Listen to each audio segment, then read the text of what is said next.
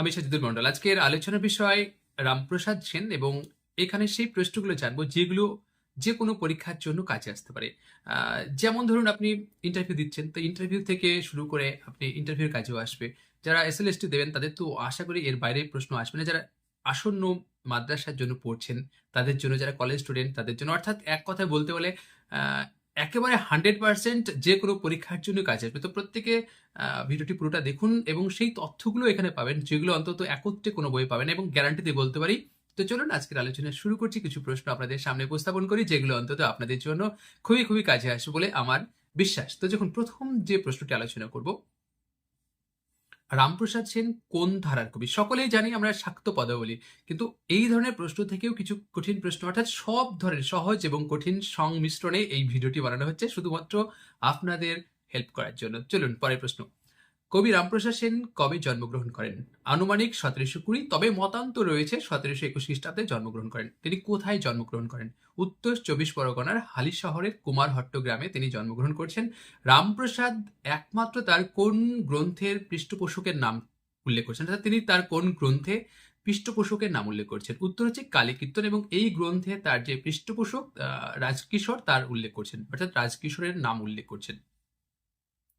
রামপ্রসাদের গানে কোন তীর্থক্ষেত্রের নাম একাধিকবার আছে? উত্তর কাশীধাম। রামপ্রসাদ তার গানে কোন কোন ভণিতা সব থেকে বেশি ব্যবহার করেছেন? উত্তর প্রসাদ, রামপ্রসাদ, শ্রীরামপ্রসাদ, কবিরঞ্জন বা শ্রী কবিরঞ্জন এই মানে ভণিতাগুলো ব্যবহার করছেন। ঈশ্বর চন্দ্রগুপ্ত রামপ্রসাদের মোট কটি গান প্রকাশ করেছিলেন? উত্তর 77টি। তারপর পরের প্রশ্ন আমরা দেখে নিই যে দয়াল চন্দ্র ঘোষ অনেক অনুসন্ধান করে রামপ্রসাদের মোট কটি পদ সংগ্রহ করেছিলেন? উত্তর 262টি। এবং আপনাদের জানিয়ে রাখি, দয়াল চন্দ্র ঘোষ হচ্ছে ঈশ্বরচন্দ্র গুপ্তের পরে আরেকজন গবেষক যিনি রামপ্রসাদের উপর খুব ভালো কাজ করেছেন। সাধক কবির রামপ্রসাদ, যেটি গ্রন্থটির প্রকাশকাল 1954, এই গ্রন্থটি রচয়িতাকে যোগেন্দ্রনাথ গুপ্ত। রামপ্রসাদের বিদ্যাসুন্দর কাব্যে তৎকালীন কোন সামাজিক সমস্যার কথা আছে? খুবই গুরুত্বপূর্ণ একটি প্রশ্ন, যারা কলেজ স্টুডেন্ট তোমাদের জন্য তো খুবই গুরুত্বপূর্ণ। সতীদাহ প্রথার উল্লেখ রয়েছে। পরে প্রশ্ন, বিদ্যাসুন্দর কাব্যে 12 মাসরা উল্লেখ করার সময় মাসের পরিবর্তে রামপ্রসাদ কিসের নাম উল্লেখ করেছেন? একটা জিনিস মাথায় রাখতে হবে যে বাংলা সাহিত্যে অনেক গ্রন্থে কিন্তু আমরা 12 মাসার উল্লেখ পাচ্ছি, যেমন চণ্ডীমঙ্গল কাব্যে যে 12 মাসের যে সুখ দুঃখের কথা সেটা হচ্ছে 12 মাসা, সেটার উল্লেখ পাচ্ছি। তবে বিদ্যাসুন্দর কাব্যে কিন্তু পাচ্ছি সেটা দুঃখিত রামপ্রসাদের। তাহলে তিনি সেখানে কি করছেন? রাসের নাম ব্যবহার করেছেন। তাহলে সেখানে কিন্তু মাসের পরিবর্তে তিনি রাসের নাম ব্যবহার করছেন। কালীকীর্তন গ্রন্থে রামপ্রসাদ মোট কটি ভণিতা ব্যবহার করেছেন? 20টি। গ্রন্থ যাবে গড়াগড়ি, গানে হব ব্যস্ত পদটির রচয়িতাকে রামপ্রসাদ। কালীকীর্তন গ্রন্থের প্রাপ্ত অংশে কটি খণ্ড লক্ষ্য করা যায়? উত্তর 2টি খণ্ড। 2টি খণ্ডের নাম হচ্ছে, একটি হচ্ছে গোষ্ঠলীলা, আর একটা হচ্ছে বাল্যলীলা। গোষ্ঠলীলার কিন্তু মুখ্য রস ভক্তিরস, আর বাল্যলীলার মুখ্য রস বাৎসল্য রস।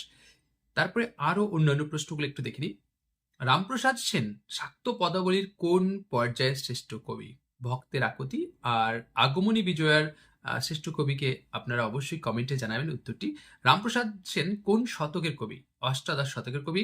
বাংলা সাহিত্যে কতজন রামপ্রসাদের অস্তিত্ব পাওয়া যায়? 3জন, কিন্তু মাথায় রাখতে হবে। যেমন চণ্ডীদাসকে নিয়ে অনেক নাম পাওয়া যেত, 4জন মতো, যার ফলে চণ্ডীদাস সমস্যা হয়েছিল, কিন্তু সেরকম রামপ্রসাদ সমস্যাও কিন্তু দেখা দিয়েছিল। যেমন 3জন কি কি? রামপ্রসাদ সেন, যিনি কবিরঞ্জন রামপ্রসাদ নামে পরিচিত, আরেকজন হচ্ছে দ্বিজ রামপ্রসাদ, আরেকজন হচ্ছে কবিওয়ালা রামপ্রসাদ। তাহলে 3জনের নাম পাচ্ছি। রামপ্রসাদ তার বিদ্যাসুন্দর কাব্যটি কাকে উৎসর্গ করেন? উত্তর হচ্ছে রাজা কৃষ্ণচন্দ্রকে। রামপ্রসাদ কোন গ্রন্থে নিজের আত্মপরিচয় দিয়েছেন, অর্থাৎ বলতে গেলে বিস্তারিতভাবে আত্মপরিচয় দিয়েছেন? বিদ্যাসুন্দর অংশে।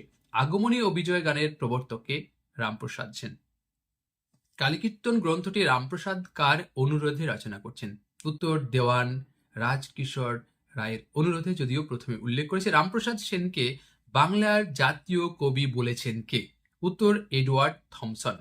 রামপ্রসাদ সেনের সঙ্গে ইংরেজ কবি উইলিয়াম ব্লেকের তুলনা করেছেন কে? উত্তর ভগিনী নিবেদিতা। পরে আরেকটি প্রশ্ন, কবিবর ভারতচন্দ্র রায় গুণাকরের জীবন বৃত্তান্ত এই গ্রন্থটি কে সম্পাদনা করছেন? উত্তর হচ্ছে ঈশ্বর চন্দ্রগুপ্ত। ঈশ্বরচন্দ্র গুপ্ত একমাত্র রামপ্রসাদের কোন গ্রন্থ প্রকাশ করতে পেরেছিলেন? তিনি 1833 খ্রিস্টাব্দে কালী কীর্তন গ্রন্থটি প্রকাশ করতে পেরেছেন। কে প্রথম রামপ্রসাদের জীবনী সংগ্রহ করার চেষ্টা করেন? উত্তর হচ্ছে ঈশ্বরচন্দ্র গুপ্ত। পরের প্রশ্ন, রামপ্রসাদের জীবনীর অধিকাংশ বর্ণনা তার কোন গ্রন্থে রয়েছে? বিদ্যাসুন্দর, অর্থাৎ তার আত্মপরিচয় অংশ। ঈশ্বরচন্দ্রের পর কাকে রামপ্রসাদের শ্রেষ্ঠ গবেষক বলা যায়? অলরেডি প্রথমেই জানিয়েছিলাম যে দয়াল চন্দ্র ঘোষকে। কোন পদ রচনার মধ্য দিয়ে রামপ্রসাদ বাংলাদেশে প্রচলিত ধর্মগুলোর মধ্যে বিভেদ ঘুচিয়ে দিয়েছিলেন? উত্তর আমার ব্রহ্মময়ী সর্বঘটে। তাহলে আমার ব্রহ্মময়ী সর্বঘটে। পরে প্রশ্ন, রামপ্রসাদের গানে মন শব্দটি কিসের প্রতীক? উত্তর শুদ্ধ চৈতন্যের প্রতীক। রামপ্রসাদ কার কাছে দীক্ষা নেন? উত্তর কুলগুরু মাধবাচার্যের কাছে। রামপ্রসাদের প্রকৃত শিক্ষা এবং দীক্ষাদাতা কে ছিলেন? উত্তর কৃষ্ণচন্দ্র আগম বাগীশ। কৃষ্ণচন্দ্র আগম বাগীশ কিন্তু। পরের প্রশ্ন, প্রসাদ প্রসঙ্গ গ্রন্থটি কার লেখা? উত্তর দয়াল চন্দ্র ঘোষ।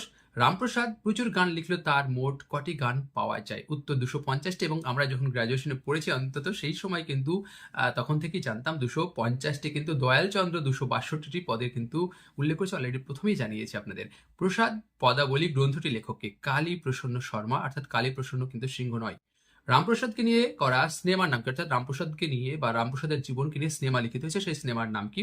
উত্তর সাধক রামপ্রসাদ। এবং এই সিনেমাটি কিন্তু 1956 সালে মুক্তি পাচ্ছে এবং এই গানে এই সিনেমাতে 24টি গান ব্যবহৃত হয়েছে এবং সেই গানগুলির মধ্যে 23টি গানে কিন্তু ধনঞ্জয় ভট্টাচার্য বলে একজন উনি কিন্তু গেয়েছেন।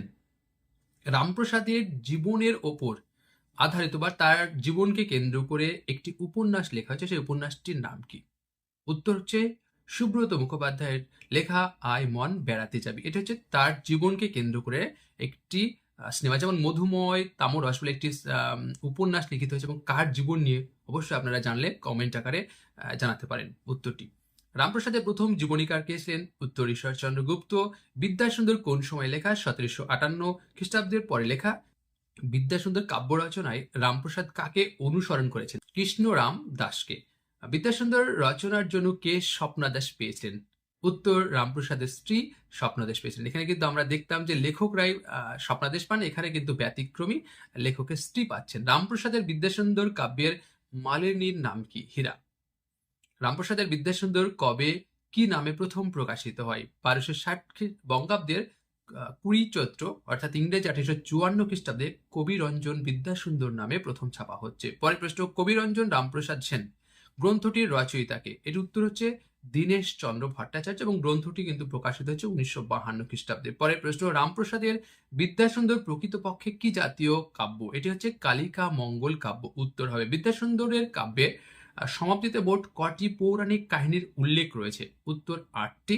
বিদ্যাসুন্দর প্রসঙ্গে বিশ্বকোষ প্রণেতা নগেন্দ্রনাথ বসু রামপ্রসাদকে কি বলেছেন? তিনি বলেছেন যে 8টি পালার রচয়িতা বলে উল্লেখ করছেন। রামপ্রসাদ সেন কবিরঞ্জন উপাধিটি তার কোন কাব্যে প্রথম ব্যবহার করছেন? উত্তর বিদ্যাসুন্দর। কবে কার দ্বারা প্রথম কালীকীর্তন ছাপা হয়? ঈশ্বরচন্দ্র গুপ্তের সম্পাদনে 1833 খ্রিস্টাব্দে, যদিও তিনি একটি মাত্র গ্রন্থের সম্পাদনা করতে পেরেছিলেন। কোন গ্রন্থটিকে রামপ্রসাদের সমগ্র পদাবলীর ভূমিকা বলা হয়? উত্তর কালীকীর্তন গ্রন্থটিকে। রামপ্রসাদ তার একমাত্র কোন রচনাতে পৃষ্ঠপোষক রাজার উল্লেখ করেছেন? কালীকীর্তন। এবং প্রশ্নটি প্রথমেই জানানো হয়েছে একটু অন্যভাবে। কালীকীর্তন গ্রন্থটি রামপ্রসাদ কার আদেশে লেখা সেটাও কিন্তু পূর্বেই জানানো হয়েছে, যে রাজকিশোরের অনুরোধে। পরের প্রশ্ন, কুপুত্র অনেক হয় মা, কুমাতা নয় কখনো তো, এটি কার উক্তি? এটা হচ্ছে রামপ্রসাদের উক্তি। শাক্ত পদাবলীর শ্রেষ্ঠ কবিকে রামপ্রসাদ সেন। এবং কোন শতাব্দীকে শাক্ত পদাবলীর সুবর্ণযুগ বলা হয়? অষ্টাদশ শতাব্দীকে। মোটামুটি এই ছিল প্রশ্ন, এবং এই আমার বিশ্বাস যে এর বাইরে কোনো প্রশ্ন আসার সম্ভাবনা নেই, কারণ এর বাইরে কি ধরনের প্রশ্ন হবে? সবই তো মোটামুটি প্রশ্ন এখানে আপনাদের সামনে আলোচনা করলাম। এসএলএসটি বলুন, এমএসসি বলুন, কলেজ স্টুডেন্টদের জন্য এবং যারা ইন্টারভিউ দেবেন তাদের জন্য তো অবশ্যই এই প্রশ্নগুলো জানার দরকার আছে। সহজ মনে হলেও কিন্তু কিছু কিছু প্রশ্ন হয়তো আপনাদের অজানা থাকতে পারে আমার বলে বিশ্বাস। তো যাই হোক, আজকের আলোচনা এখানে শেষ করলাম। তার আগে একটা ছোট্ট রিকোয়েস্ট, যারা আমার ইউটিউব চ্যানেলে নতুন অবশ্যই পারলে একটু সাবস্ক্রাইব করে আমার ইউটিউব চ্যানেলের সঙ্গে যুক্ত থাকবেন। ধন্যবাদ।